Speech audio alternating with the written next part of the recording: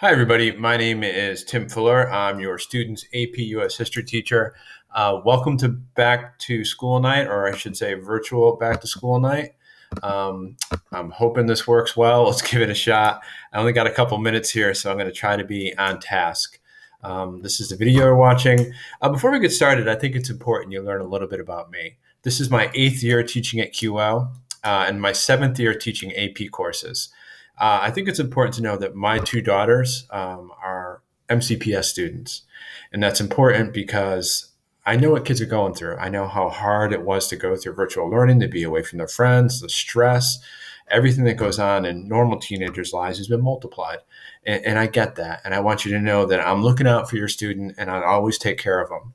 And just like my own kids, I believe that you can still do well in school and be academically challenged, but have like a safe and a good balance to keep our kids mentally and physically well.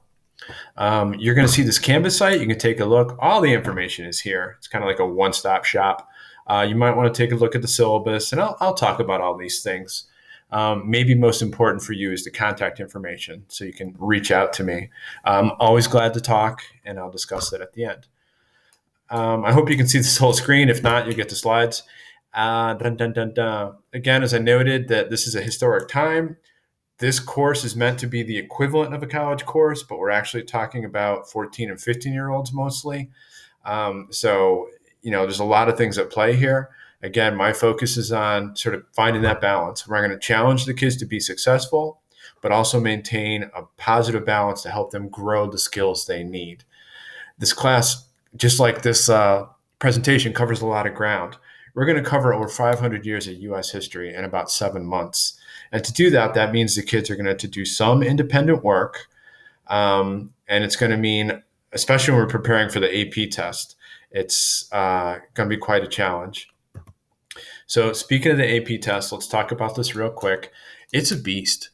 The test is over 3 hours long. It challenges the kids to write. Nationally, only about 50% of students pass. It's scored 1 to 5. 3 is considered passing. Most places to get college credit, you need a 4 or a 5. But it really is a challenge. And historically, QO is a little bit better than 50%. And we were right around there last year, a little bit better than national average. The big thing I want you to take away from this is the test is very stressful. It's very difficult. It'll be sometime in May. And I want you to know that you're not required to take this exam. It could put a lot of stress on a lot of students, so not everybody needs to take it.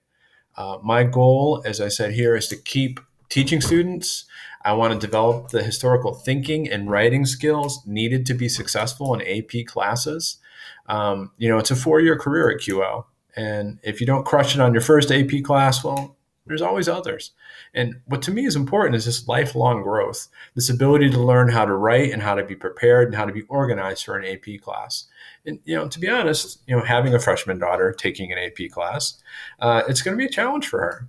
And she's still working on developing those skills. And I think that's important. And that's really one of the things I'm going to be focused on. There's also a lot of work, but look, like I said, I'm trying to balance it. I've done this for 7 years now. I really have a good handle on how to streamline and focus on what's most important. I work with 3 other teachers, and we're all in agreement on what we should be teaching. We're providing the kids a reading guide, so they're short, they're more focused. It's going to line up to what we're actually teaching in class so we can reinforce the content and really try to drill into those skills that they need, those historical thinking and writing skills. They take time to develop. So we're going to be working at getting them practicing right off the bat.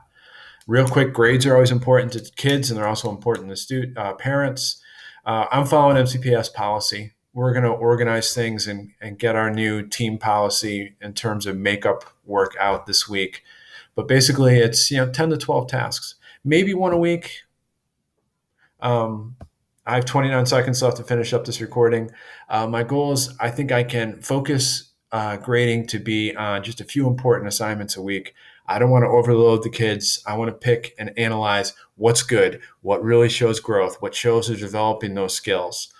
Finally, let's just do this really quick. Please contact me. I obviously love to talk. My email is here. That's the best way to get in touch with me, and we can always just set up a phone call. Thank you for listening.